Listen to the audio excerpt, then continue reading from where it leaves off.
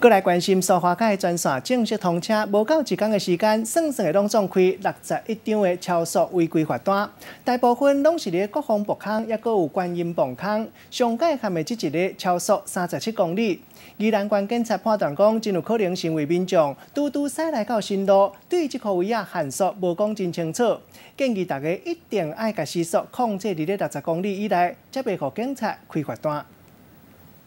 苏花改专线通车，第2天拢无塞车，真侪民众一个无细哩油门就吹甲上过头。短短18点钟，苏花改就有61件超速的违规，平均1点钟掠到上少3件，其中国防甲观音2个磅坑占上多。其中包括东澳的部分有5件，观音的部分30件，古风的部分有26件。